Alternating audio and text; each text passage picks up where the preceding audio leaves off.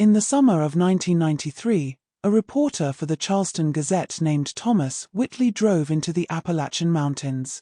He carried a tape recorder, a notebook, and a simple assignment. His task was to document the last generation of coal miners for a human interest series. 32 days later, a package arrived in the mail for his editor. Inside was Whitley's press badge, his wedding ring, and a single cassette tape. On the label, 4 words were written in his own handwriting. "Don't look for me." Thomas Whitley never came back to Charleston. His wife filed a missing persons report. The police combed the hollers where he'd last been working. His rental car was found abandoned on a logging road near a town that doesn't appear on most maps anymore. The doors were unlocked. His luggage was still in the trunk, but Thomas Whitley was gone. Then, 20 years later, a graduate student researching Appalachian oral histories discovered his interview tapes in a university archive. She listened to them just once, then locked them away and changed her thesis topic entirely. She never gave an explanation. What Thomas Whitley discovered in those mountains was more than just a story. It was a wound in the very fabric of a community, something that had been bleeding quietly for generations, hidden beneath the folklore and the poverty and the pride. And once he saw what he was looking at, he couldn't unknow it. Neither can you. Not after this. Hello everyone. Before we begin, don't forget to like and subscribe to the channel. Leave a comment telling us where you're from and what time you're watching. That way, YouTube will keep recommending stories like this one to you. Our story begins not in 1993, but in 1947, in a hollow so deep the sun only touched the valley floor for 3 hours a day in winter. The people living there had names that went back to the earliest settlement days. The Prestons, the Carvers, the Lelots, the Shaws. They worked the mines, buried their dead in the same cemetery their great-grandfathers had cleared, and kept their business to themselves. But that year, something shifted. The children began to disappear. Not all at once. Not in a way that made headlines, just one here, one there. Over 18 months, 7 children in total. When the state police finally came to investigate, the families told them the same thing in the same flat voices. The mountain took them. Thomas Whitley arrived in McDowell County with no knowledge of the events from 46 years earlier. He was there for the living, not the dead. His editor wanted profiles of men whose fathers and grandfathers had given their lungs to the coal companies. Men who could speak to the dignity of hard labor and the death of an American industry. Simple stories, human stories, the kind that win awards and let readers feel something safe and distant over their morning coffee. The first 3 interviews went exactly as planned. Retired miners in their 70s and 80s sat on porches that sagged under the weight of decades. They talked about shift work and union fights and the particular silence of being 2 miles underground. Whitley recorded everything. He was good at his job. He knew how to make people comfortable, how to ask questions that opened doors instead of closing them. And then he met Virgil Shaw. Virgil was 81 years old when Whitley sat with him in the front room of a house that still had wallpaper from the Eisenhower administration. Virgil had worked in the mines for 43 years. His father died in a collapse in 1932. His son left for Ohio in 1970 and never came back. Virgil was alone now, and he talked for nearly 2 hours about the weight of coal dust in your clothes, the taste of iron in the water, the way a mountain changes shape over decades of extraction. Then, as Whitley was packing up his equipment, Virgil said something that stopped him cold. "You know why there's no children here anymore, don't you?" Whitley didn't understand. The young people had left for jobs, for cities, for lives that didn't end in black lung and poverty. That was the story everywhere in Appalachia. But Virgil shook his head slowly. The way you do when you're correcting someone who doesn't understand the truth of something. "Not just now," Virgil said. "I mean, back then. 1947, we gave them to the mountain and the mountain hasn't forgotten." Whitley asked what he meant. Virgil stared at him for a long time. Then he said, "You sure you want to know? Because once I tell you, you can't unhear it." It'll sit in your chest like black lung and it won't ever leave. Thomas Whitley said yes. He wanted to know. He was a reporter. That's what reporters did. They asked questions. They found the truth. They told stories that needed telling. So Virgil Shaw told him. And on the tape, you can hear the exact moment Thomas Whitley realized his mistake. There's a long pause, then a sound like someone trying to steady their breathing, and then Virgil's voice, low and deliberate, saying, the first one they took was Eleanor Preston. She was 6 years old. Eleanor Preston disappeared on a Tuesday morning in March of 1947. She'd been playing near the creek behind her family's house. When her mother called her in for lunch, there was no answer. They found her doll floating in the water, tangled in tree roots, but Eleanor was gone. The sheriff organized a search. 50 men combed the woods for 3 days. They found nothing. No tracks, no torn clothing, no signs of a struggle. It was as if she'd simply dissolved into the air. The Prestons were devastated, but they were also practical people, the kind who understood the world was cruel and that mountains held dangers. They held a funeral with an empty casket. They tried to move on, and then 6 weeks later it happened again. Michael Carver, age 7, vanished walking home from school. Then Sarah Lello, age 5, gone from her own backyard while her father chopped wood 30 feet away. He turned around to stack the logs. And when he looked back, she was gone. By the time the 4th child disappeared, the community was fracturing. Accusations flew. Neighbors who'd known each other for generations stopped speaking. Some families packed up and left in the night, heading for Kentucky or West Virginia's eastern panhandle, anywhere but that hollow. But most stayed. They had nowhere else to go. The mine was their life. The land was their history, and something in them couldn't accept that they were being hunted. The state police came in June of 1947 after the 5th disappearance. They interviewed everyone. They brought dogs. They searched abandoned mine shafts and root cellars and every conceivable hiding place. They found nothing. But what they did notice was the way people talked. The families of the missing children were grief-stricken, yes. But there was something else beneath it. Something that looked almost like resignation. Like they'd known this was coming. Like they'd been waiting for it. One state investigator, a man named Dutch Holloway, wrote in his report that the community seemed to be protecting something, not someone, something. He noted that when he asked direct questions about enemies or suspicious outsiders, people answered readily. But when he asked about the land itself, about the mountain, about the old stories, they went quiet, their faces closed. More than once he heard the same phrase. The mountain takes what it's owed. Holloway didn't know what that meant.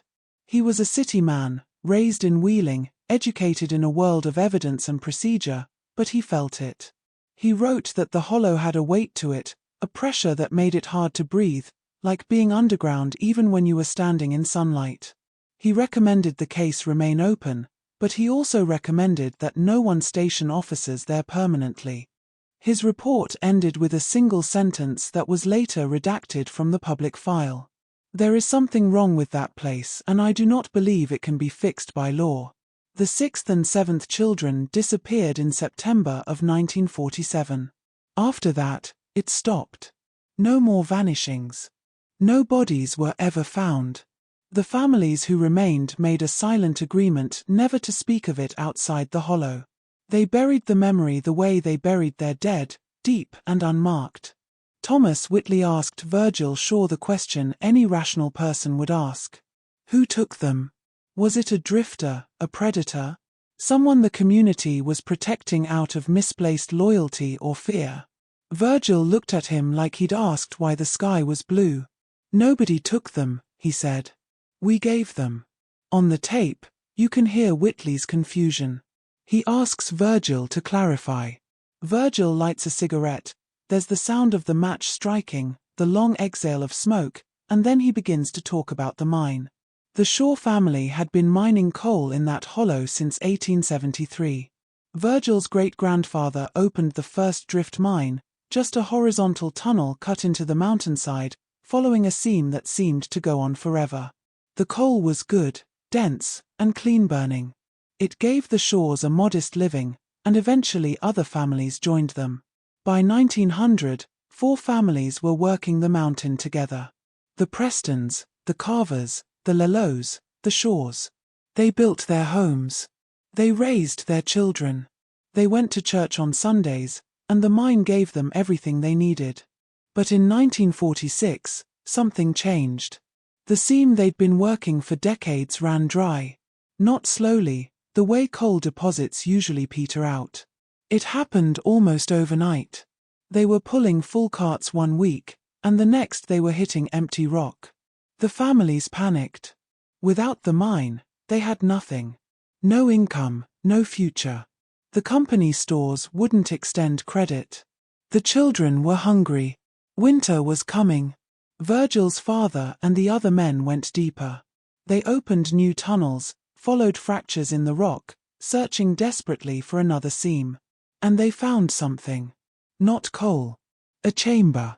Virgil described it as a natural cathedral, a hollow space inside the mountain that shouldn't have existed according to any geology they understood. The walls were smooth, almost polished. The air was warmer than it should have been.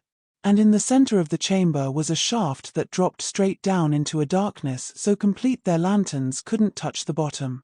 The men stood at the edge of that shaft, and they felt something. Virgil said his father described it as a pull, like gravity but wrong, like the darkness below was breathing and wanted them to come closer. They left quickly. They sealed the tunnel behind them and agreed never to speak of it. But that night, Virgil's father had a dream. In the dream, a voice that wasn't quite a voice told him the mountain would provide again. All it asked was a small sacrifice, something precious, something that would hurt to give. When Virgil's father woke up, he found every other man who'd been in that chamber had dreamed the same thing. They met in secret. They argued. Some wanted to leave, to abandon everything and start over somewhere else.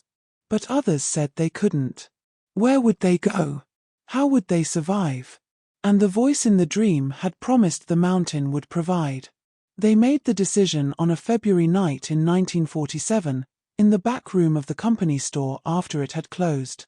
4 men, Virgil's father, Edmund Shaw, Eleanor Preston's grandfather, Caleb Preston, Michael Carver's father, Joseph Carver, and Sarah Lelow's uncle, Thomas Lelow.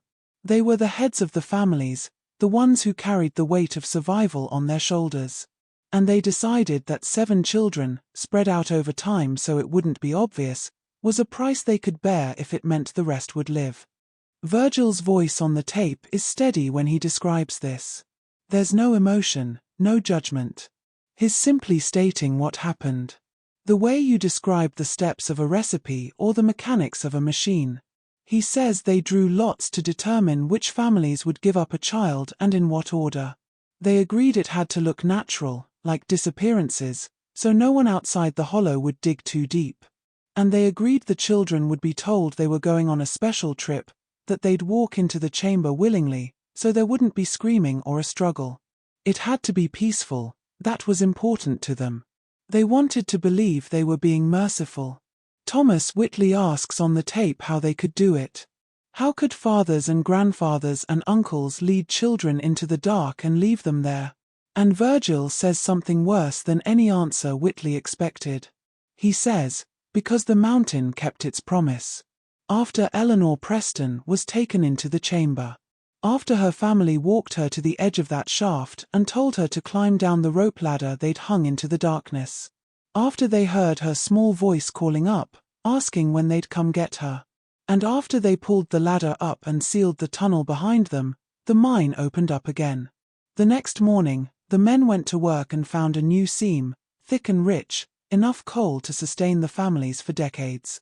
It was exactly where the dream had told them it would be. The same thing happened after each child. A new vein would appear. The mine would provide, and the families would prosper just enough to survive another season, another year. By the time the 7th child was taken, it was routine. Horrific routine, but routine nonetheless. The children were told they were going to see something magical. They were walked into the mountain, and they never came back. If you're still watching, you're already braver than most. Tell us in the comments what you would have done if this was your bloodline. Virgil told Thomas Whitley that his father never recovered from what they'd done. He drank himself to death by 1953. Most of the other men involved died young, too, from accidents or heart attacks or suicides that were never called suicides. The families who stayed in the hollow carried the secret like a hereditary disease, passed down in whispers and warning looks. Don't go near the old tunnels. Don't ask about the children who disappeared. Don't ever speak of what the mountain was given. And then Virgil said the thing that made Thomas Whitley's hands shake so badly he nearly dropped the tape recorder. He said, "The mine's been closed since 1981. Played out again. And I've been having the dreams again. Same voice, same promise. The mountain's waiting." Thomas Whitley didn't leave after that interview. He should have. Any reasonable person would have thanked Virgil Shaw for his time, packed up, driven back to Charleston, and filed the story away as the ramblings of an old man poisoned by guilt and isolation. But Whitley wasn't ready to leave. Something Virgil said had hooked into him. The mine had closed in 1981, and the hollow had been dying ever since. The young people left, the old people stayed. And now, in 1993, there were almost no children left in that entire valley. Not because they'd disappeared, but because no one was having them anymore. The families had stopped reproducing, as if some unconscious part of them knew that bringing children into that place was dangerous. Whitley spent the next 3 weeks tracking down everyone he could find who had lived in the hollow during 1947. Most were dead. Some had moved away and refused to talk. But a few, the very old and the very tired, agreed to speak, and they all told versions of the same story. The chamber, the shaft, the dreams, the children. One woman, Margaret Carver, 90 years old and dying of emphysema, told Whitley she'd been 12 when her younger brother, Michael, was taken. She remembered the morning her father came home from the secret meeting. She remembered how he couldn't look at Michael anymore. How he'd started drinking even though he'd been a church deacon. And she remembered the day Michael left. Her father told him they were going to see something special deep in the mine, something magical that only brave boys got to see. Michael had been excited. He'd held his father's hand. And when her father came back alone 3 hours later, his hands were shaking so hard he couldn't hold a coffee cup. Margaret told Whitley her father confessed to her on his deathbed in 1968. He'd been dying of black lung, drowning slowly in his own fluids, and he'd grabbed her hand and told her everything. He said when they'd lowered Michael into the shaft, the boy had climbed down willingly, thinking it was an adventure. Then, when they pulled up the ladder, Michael called up from the darkness, asking when they were coming to get him. Her father said they waited at the top of the shaft for 10 minutes, listening. Michael called out 5 times. His voice got quieter each time, farther away, as if he was moving deeper into something that shouldn't have existed. And then there was silence. Not the silence of a child who'd stopped talking. The silence of a space where sound couldn't exist anymore. Whitley asked Margaret if she believed her father's story. She looked at him with eyes that had seen most of a century and said, "I know my brother didn't run away. I know he didn't drown in the creek, and I know that mine gave us 20 more years of coal after he disappeared. So yes, I believe him." By the 4th week, Thomas Whitley had interviewed 9 people. Every single one confirmed the story in one way or another. Some had been children at the time. Some had been young adults who'd suspected but not known. And one man, Robert Lalot, had been part of it. He was 73 and had helped take his niece Sarah into the mountain when he was 27. He told Whitley he still heard her voice sometimes, calling from inside the walls of his house. He said the mountain never lets you forget what you owe it. Then Robert Lalot told Whitley something that wasn't on any other tape. He said that in 1992, the year before Whitley arrived, 3 families had moved back to the hollow. Young families, People who'd left years ago and returned because the cost of living was low and they were desperate. They had children, 5 children total, ranging in age from 4 to 9. And Robert said he'd been having the dreams again. So had the other old men still alive. The mountain was waiting. It had been patient for 46 years, but it was hungry again, and it knew there were children in the hollow. Thomas Whitley left the hollow on the 31st day. He packed his rental car in the early morning while mist still clung thick to the valley. He'd filled 14 cassette tapes with interviews. He'd taken photographs of the sealed mine entrance, the cemetery where 7 empty graves sat in a row with dates from 1947, and the houses where families still lived under the weight of what had been done. He had a story. The kind of story that would change his career, maybe even change history, exposing a dark American secret buried for nearly half a century. But somewhere on the drive back to Charleston, Thomas Whitley pulled over on that logging road and sat in his car for a long time, thinking about what Robert Lalo had told him. The dreams had started again. The old men were having them. And there were 5 children in the hollow now.